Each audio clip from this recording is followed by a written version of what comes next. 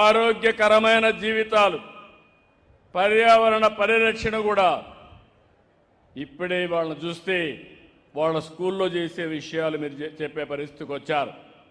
ఈ ప్రజానీకానికి విజ్ఞప్తి చేస్తున్నాను, 3వ శనివారం ప్రతి నెల నేను అందరికీ ఒకటే విజ్ఞప్తి చేసిన, ఏ పని చేయక్కర్లేదు, కొంపలేమీ కూలిపోవు. స్వచ్ఛత గురించి ఆలోచించండి, పరిశుభ్రత గురించి ఆలోచించండి, సమాజ హితం కోసం మీకు చేతనైనంత వరకు పనిచేయమన్నాను. ఇది కానీ మనం చేయగలిగితే, ఈరోజు మనం చూస్తున్నాం, మన ఇంటి ముందర ఎవరన్నా చెత్తేస్తే మనకు కోపం వస్తుంది, కానీ మన ఇంట్లో చెత్త మాత్రం తీసిపోయి రోడ్డు మీద వేస్తాం. ఇల్లు మనది, రోడ్డు మాత్రం మంది కాదనుకుంటున్నాం. రోడ్డు మనది, ఇల్లు మనదే అనే కానీ మనస్తత్వం వస్తే ఆటోమేటిక్గా చాలా సమస్యలు పరిష్కారం అవుతాయి. ఇక్కడే కోనేరు చూశాను, పేరేంటమ్మ కోనేరు, ధర్మ కోనేరును చూశాను. ఎంత ఆనందం కలిగిందంటే, ఎప్పుడో కట్టినటువంటి కోనేరుని, త్రాగునీరుండే కోనేరు రాను రాను కలుషితమైన నీళ్లు, బురద నీళ్లు అయిపోయి చాలా భయంకరంగా ఉంటే, ఈరోజు ఎవరైనా ఈ గ్రామం కానీ ఈ ప్రాంతం వాళ్ళు కానీ సాయంత్రం పోయి ఫ్రెష్ ఎయిర్ అక్కడ పీల్చుకొని చుట్టూరు ఒక 4 రౌండ్లు వేస్తే మీ ఆరోగ్యం ఆటోమేటిక్గా ఇంప్రూవ్ అయిపోతుందని చెప్పి కూడా నేను మీకు తెలియజేసుకుంటున్నా. అలాంటి మంచి కేంద్రాన్ని తయారు చేసే పరిస్థితికి వచ్చారు. ఈరోజు ఇక్కడ స్వచ్ఛాంధ్ర స్వర్ణాంధ్ర కార్యక్రమం మీ అందరినీ ఒకటే కోరుతున్నాం, ఇక్కడుండి పారిశుద్ధ కార్మికులను అభినందిస్తున్నాం. ప్రజలు, ప్రభుత్వ ఉద్యోగులు, స్వచ్ఛంద సంస్థలు స్వచ్ఛత కోసం ముందుకు వస్తున్నాయి. ఈరోజు ఈ కార్యక్రమంలో భాగస్వాములైన అందరినీ కూడా అభినందిస్తున్నాం.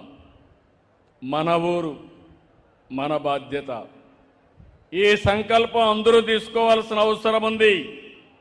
పరిశుభ్రత అంటే రోడ్లను ఊడ్చడం, చెత్తను తరలించడం మాత్రమే కాదు, మన ఇల్లు, వీధి, కార్యాలయం, పాఠశాల, మార్కెట్, బహిరంగ ప్రదేశం, అన్ని ప్రాంతాలు పరిశుభ్రంగా ఉండాలి.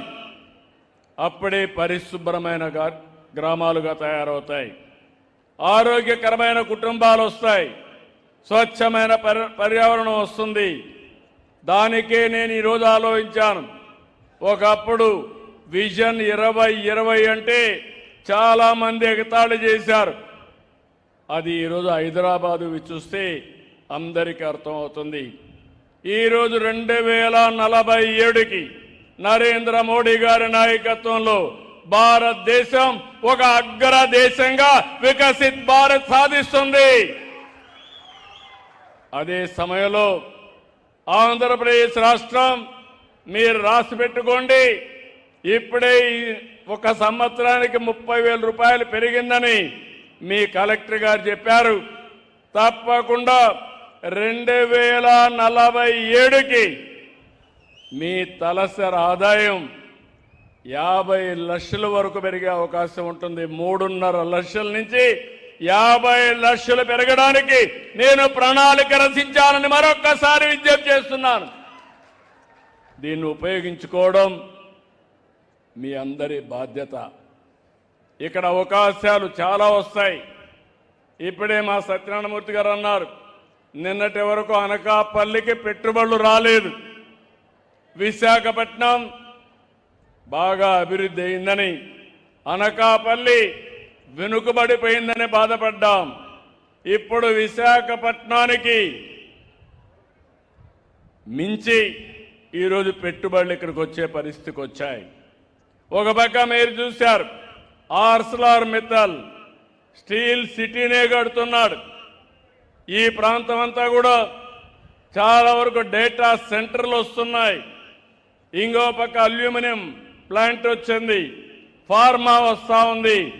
అంటే మీరు అనుకోవాల్సింది, భవిష్యత్తులో అనకాపల్లిలో లేనటువంటి ఇండస్ట్రీ ఉండదు. అన్ని ఇండస్ట్రీస్కి కేంద్రంగా, నాలెడ్జ్ ఎకానమీకి కేంద్రంగా అనకాపల్లి తయారవుతుంది. అలాంటి అనకాపల్లిలో మనం గుర్తుపెట్టుకోవాల్సింది ఒక పరిశుభ్రమైన ప్రాంతం ఉండాలంటే ప్రతి గ్రామం జీరో వేస్ట్ పంచాయతీగా తయారు కావాలి. జీరో వేస్ట్ అంటే చెత్త లేకుండా పోవడమే కాదు, ఉత్పత్తి అయ్యే ప్రతి ఒక్క వ్యర్థాన్ని బాధ్యతతో ఎక్కడికక్కడ దాన్ని నిర్వహించడం. ఇప్పటికే నాకు చాలా ఆనందంగా ఉంది. మా డిపార్ట్మెంట్ 2 సంవత్సరాల్లో రాష్ట్రంలో 143 లక్షల మెట్రిక్ టన్నులు లెగసీ వేస్ట్ని డిస్పోజ్ చేశాం. 5 సంవత్సరాలు ఎక్కడ చూసినా చెత్తమయం చేశారు. భూముల్లో కూడా వేశారు. గుట్టలుగా పేరిపోయినాయి. మీరు ఒక విషయం గుర్తుపెట్టుకోవాలి, ఎక్కడన్నా చెత్త ఉంటే వర్షం వచ్చినప్పుడు ఆ చెత్తంతా కూడా భూగర్భ జలాల్ని కలుషితం చేస్తుంది. అక్కడి నుంచి కొన్ని కిలోమీటర్లు కూడా నీరన్నీ కూడా కలుషితం అయిపోయే పరిస్థితి వస్తుంది. దీనివల్ల వాతావరణమే కాకుండా మనం తాగే నీళ్లు కానీ చాలా సమస్యలు వస్తాయి. అందుకే నేను కొత్త స్లోగన్ ఇచ్చాను, చెత్త నుంచి సంపద. అందరూ కొంతమంది ఆశ్చర్యంగా చూస్తారు, ఇదేంటిది అవుతుందా అని. ఈరోజు మీరు చూస్తే చెత్త నుంచి కాంపోస్ట్ తయారు చేస్తున్నాం, చెత్త నుంచి కరెంటు ఉత్పత్తి చేస్తున్నాం, చెత్త నుంచి గ్యాస్ ఉత్పత్తి చేస్తున్నాం. ఈరోజు ప్లాస్టిక్ అంతా కూడా మళ్ళీ పంపించి ప్లాస్టిక్ పరిశ్రమలో మళ్ళా కొత్త ప్లాస్టిక్ తయారు చేస్తున్నాం. ఈరోజు ఒకటే కాదు, మీరు ఒకసారి చూస్తే స్వచ్ఛ రథాలు పెట్టాం, ఊరూరికి పంపిస్తున్నాం. ఒకప్పుడు నేను చిన్నప్పుడు చూసేవాడిని, కొంతమంది వచ్చేవాళ్ళు పాత వస్తువులు ఇస్తే డబ్బులు ఇస్తామని తిరిగేవాళ్ళు.